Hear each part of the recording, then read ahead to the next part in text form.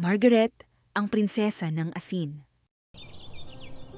Noong unang panahon, sa kumikislap na kaharian ng Liora, namumuno ang isang hari na may 3 anak na babae. Isang araw, naisip ng hari na subukin kung gaano siya kamahal ng kanyang mga anak. Kaya tinanong niya ang mga ito. Anak, sabihin mo, gaano mo ako kamahal? Ama, mahal kita higit pa sa lahat ng ginto sa mundo. Sagot ng panganay. Ipinatawag niya ang ikalawa. Anak, sabihin mo, gaano mo ako kamahal? Ama, mahal kita higit pa sa mga diamante at perlas, higit pa sa mga ruby at esmeralda, o alin mang mamahaling bato. Ipinatawag niya ang bunso. Anak, sabihin mo, gaano mo ako kamahal? Aking ama, mahal kita katumbas ng asin. Katumbas ng asin? Napuno ng galit ang mukha ng hari sa kanyang narinig.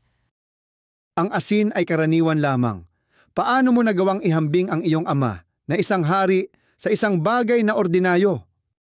Sa tindi ng kanyang galit, pinaalis niya si Princess Margaret mula sa kaharian.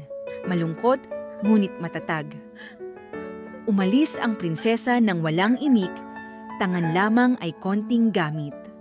Naglakbay siya patungo sa karatig na bayan. Doon, nakakita siya ng isang kuwadra na may mga dayami. At doon siya nagpalipas ng gabi.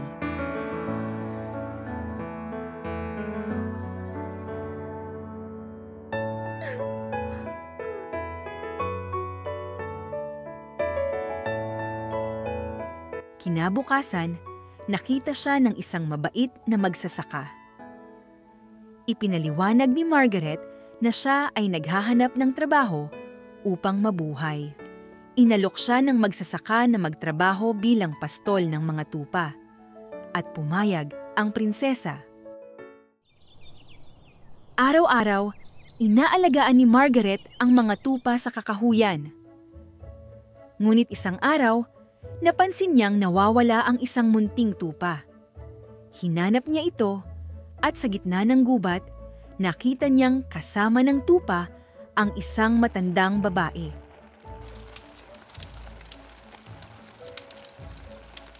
Tignan mo ito.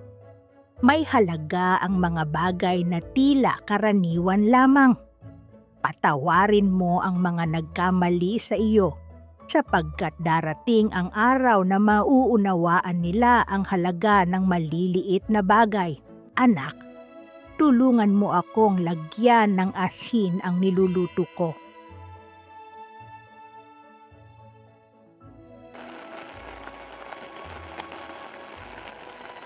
Namuhay si Margaret na nagagalak sa mga simpleng ligaya ng buhay. Namuhay siya ng may kapayapaan at kasiyahan, nagpapasalamat sa maliliit na bagay. Samantala, sa kaharian ng kanyang ama, may kakaibang nangyari. Sa simula, walang nakapansin. May asin pa para sa tinapay, sa sabaw at sa karne. Ngunit di naglaon, napansin ng mga tao na wala ng bagong asin na dumarating. Kahit anong gawin ng mga mangangalakal, barko o karabana, hindi nila maipasok ang asin sa loob ng kaharian. Makalipas ang ilang araw, nagkasakit ang hari. Napag-alaman nila na kailangan ng asin ng hari upang mabuhay. Ngunit naubos na ang imbak na asin ng palasyo at wala pa rin dumarating. Ipinahanap ng hari ang kanyang anak na si Prinsesa Margaret sapagkat natatakot siyang malapit na siyang pumanaw. Ipinadala niya ang kanyang mga kawal sa buong kaharian upang hanapin ang prinsesa.